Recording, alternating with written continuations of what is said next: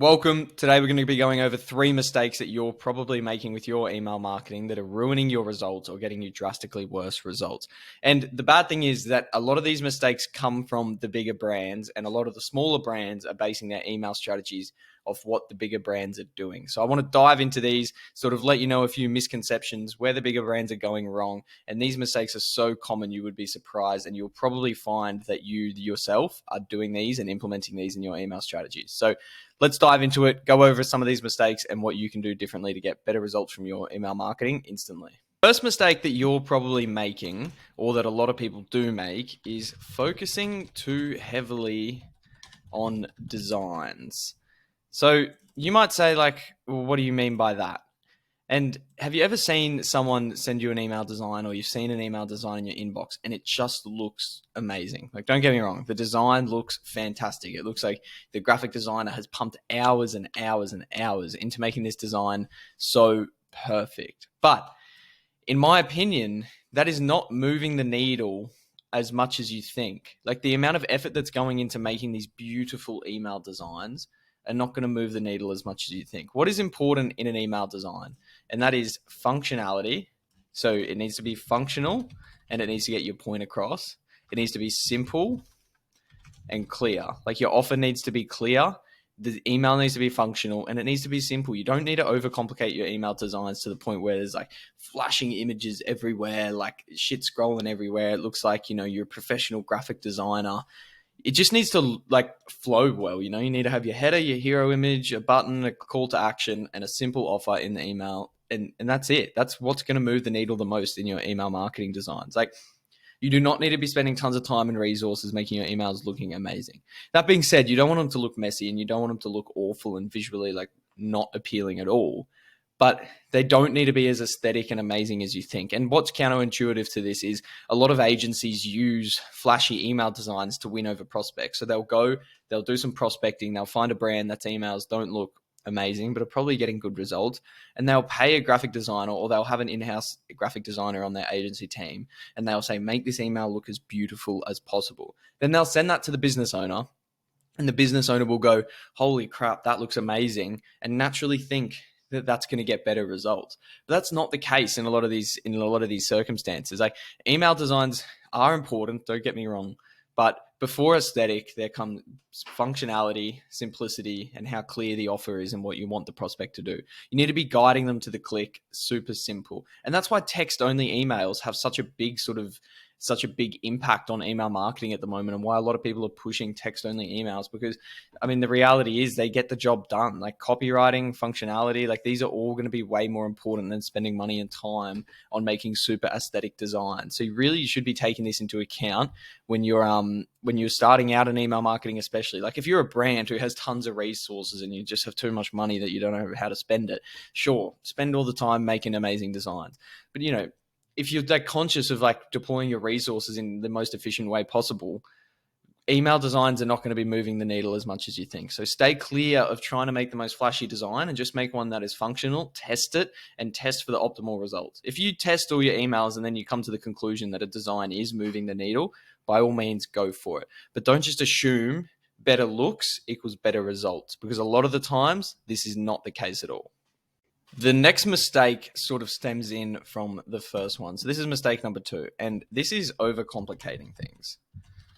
So a lot of brands are just spending way too much time trying to overcomplicate things. And this is sort of like a metaphor for all areas of business.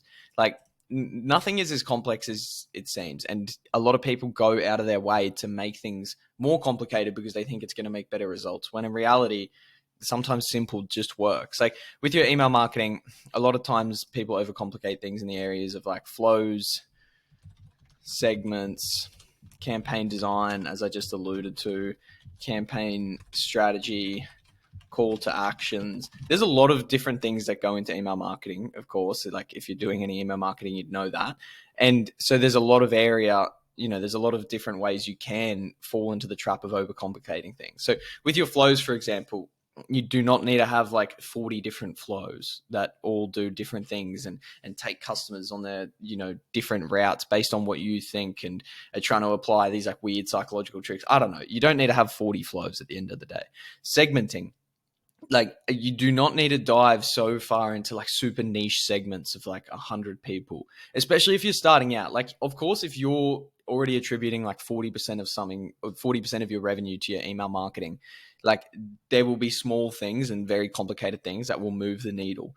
But if you're only attributing 0% or 10% or 15% to your email marketing, there are a lot of very simple solutions that will make you more money a lot quicker with a lot less effort. So you don't need to be focusing so you don't need to be focusing so hard on overcomplicating things. Like I said in the campaign design, like my whole point one, that's about overcomplicating.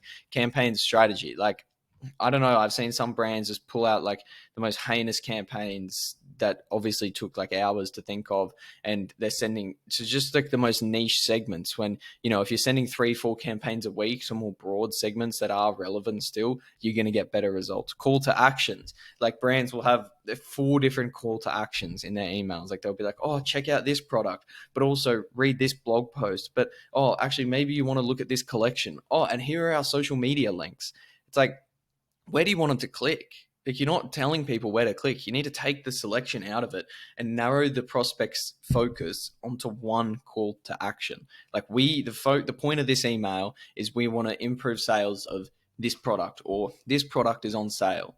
So you want to be sending them just to that product, and you want to be guiding them to that click. You don't want to be saying, here's the product that is on sale. Also, but you might actually want to shop the whole range, and actually follow us on Instagram as well. And actually, maybe you want to join our VIP SMS list. Like, no, get all that shit out of there. You just want to be focusing on the one call to action. So overcomplicating things is something that will ruin your email marketing strategy, and it'll ruin a lot of marketing strategies in whole. You want to be focusing on how can we do the most simple things to get the best results. Of course, until you've milked as much as you can from doing the simple things, then you can move on to trying to overcomplicate things. But at that point, it's probably just, necessary complication. But like before that point, before you've sort of plateaued at that like 40% of revenue, there's no point in trying to like dive really deep into the nitty gritty of like really niche email marketing tactics.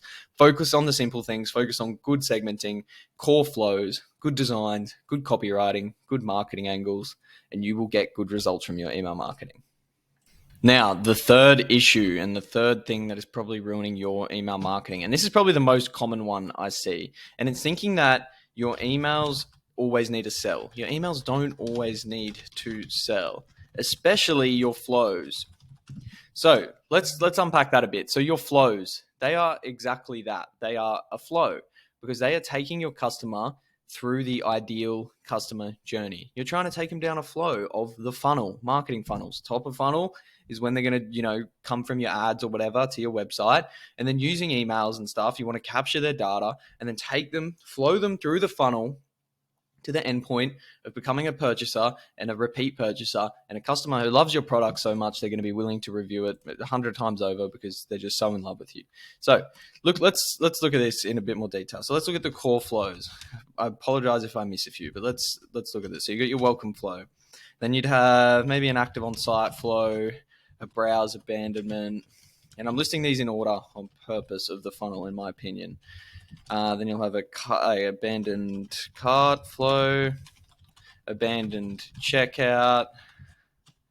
Then you'd have thank you for purchasing flow / upsell flow, and maybe a review flow, and then maybe like a win back flow of some sort. So these are probably like a few of the key flows that you would see in a common email marketing account that is nailing their core flows and doing really well. So what a lot of people make the mistake of doing is thinking, well, in the welcome flow, it needs to be generating revenue. What you'll find a lot of the time is a welcome flow will generate revenue, and it will do a really good job of that if your welcome flow is good. Because a lot of the people who join your welcome flow are probably really hot, or they've come from ads and they are keen to buy, but they decide to join the email list first. Or, someone comes onto your website with the intention of buying, but they join the welcome flow for whatever reason, to get a discount off their first purchase, to get the free gift from your pop-up or whatever. So your welcome flow will a lot of the time drive revenue, but that's not necessarily the point of this. You need to be thinking of this like a nice marketing funnel where each step is going to be a different level of someone's customer journey. So if someone comes onto your welcome flow and then all they do is go to the site, They've gone to be active on site. That has done its job. That's really good. That's taken someone to the next stage of the customer journey. Then they decide to leave the website. This is going to be a slow example of a customer journey because a lot of people will move quicker and skip a few steps. But if your welcome flow gets someone active on site, then your active on site flow get someone browsing products. Maybe you show them a few reviews or show them a few highlights of your products, whatever, like working really well. They go, okay, I actually want to check this out. Then they go, and after they browse a product, they leave. They're not quite ready to add it to cart. But then you send them a few more emails in your browse abandonment flow, and this makes someone add the product to their cart.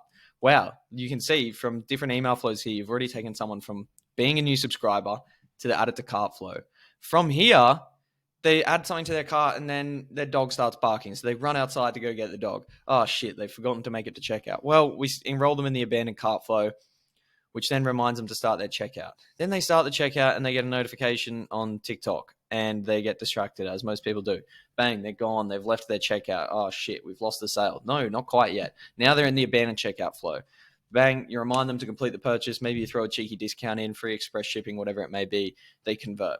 You've done the job. The welcome flow has done its job. The active on-site flow has done the job. The browse abandonment flow has done the job, so on, so on. Someone has now purchased at this level, and then you want to enroll them in your post-purchase sort of ideal customer journey, which is thanking them and, prompting an upsell or a cross-sell or whatever it may be. A few weeks after fulfillment, prompting them to leave a good review if you're, in keeping in mind that your product has to be good for this. And then maybe they've left the review, but something goes wrong in their life and 6 months later they haven't purchased from your brand again. Let's try re-engage them and win them back, or whatever it may be. But this is an example of your ideal customer journey. Your customer journey may be different depending on your business model. But what a lot of the mistakes are is that someone is just forcing the sale in the welcome flow, so desperate for a sale in the welcome flow that they forget the fact that there are other flows here to make up the difference in what the welcome flow isn't able to do with the revenue. Then you also have your email campaigns that are going to inject themselves each step of the way. Obviously, you don't want to be interrupting these flows too much with irrelevant email campaigns. So you want to be segmenting correctly and excluding people who are at certain stages in certain flows or whatever it may be. But your email campaign, so say the active on-site flow doesn't get someone browsing products. They've made it through the whole active on-site flow and they haven't browsed the product. They will be receiving email campaigns in these stages designed to get them to the next stage. So, you've got like a flow here of email automations, and then you have your whole backup crew, your whole backup dancers of your email campaigns ready to come in and pick up the slack where your flows are not doing it. So don't feel like you need to force sales at each step of the email journey, as there is always another step to help take people to the next level, which is going to be more relevant to where they're at. Like the content someone is getting in browse abandonment is going to be so much more relevant to someone who has just been browsing your product. So hope this sort of helps you understand the way that email flows work and should be working in your email marketing account. So I hope you guys have been able to take some value from this video so far, the 3 mistakes that are ruining your email marketing that I most commonly see. Just to sort of sum them up, well, let's not use that, it's hard to read. Just to sort of sum them up, you have your overcomplicating or focusing too much on designs. And then you have, what was the next one? Focusing too much on selling in your email flows and just overcomplicating your email marketing strategy in general. So, you don't need to reinvent the wheel. You don't need to be doing anything like super crazy. You just need to be doing the simple things right until you're making a ton of money from your email marketing. So don't be focusing too much on email design. It's not moving the needle. Don't overcomplicate your email marketing strategy. And stop trying to sell people in every step of the customer journey. Just take them to the next step of the customer journey and you've done your job right. I hope this has sort of helped you understand your email marketing a bit better, maybe analyze your strategy and see where you're sort of going wrong and making a few mistakes, and hopefully see some improvements in your email revenue. As always, if you like this video, make sure to hit a like and subscribe. Head down to the links in my description if you'd like to have a chat with me or work with me, and I can handle this entire process for your D2C business. So thanks for watching.